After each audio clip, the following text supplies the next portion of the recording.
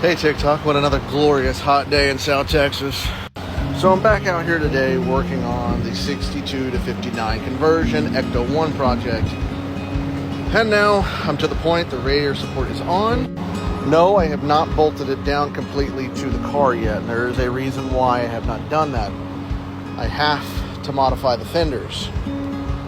As you can see here, this of course is where the 62 would mount up. Of course, the 59 is a little farther out, or back, excuse me. I'm tired. It's the seat's getting to me.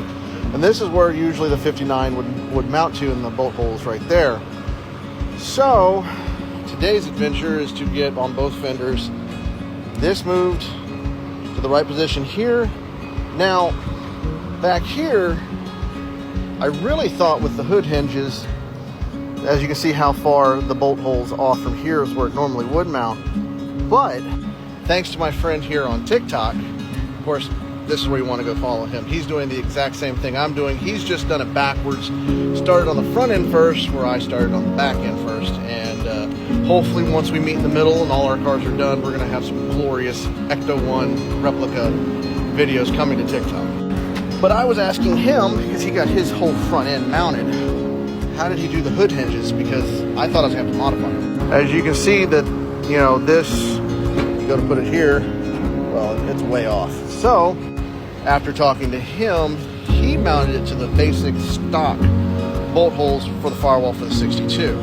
And then all he did was mount it, and all he did was mount the bolt hole, which of course this one's stuck, and I'm not going to use that hinge. That hinge is off of the parts car, it was really bad. I just bolted it in. I think the only thing I'm going to do different is I actually have the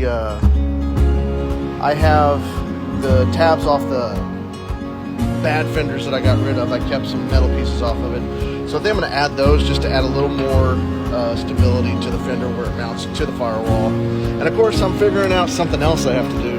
Of course I modified the core support down because 59 is too tall. Now I'm realizing, if you look, well, that sticks out way too far. There's actually a support bar that goes across, which sticks out way too far. This is the support bar, and as you can see, these come out and this mounts up right there. So I'm gonna have to move this back, which that's super easy. And of course I'm gonna have to cut these down a little bit so they mount up where they need to. No one ever said this was gonna be easy, but I kind of thought hopefully after almost, you know, messing up my finger, that things would get a little bit easier. Not so in the heat, you know, it's bearing down here in South Texas. So I hope everybody's having a fantastic Friday. Have fun, make sure to like and follow through.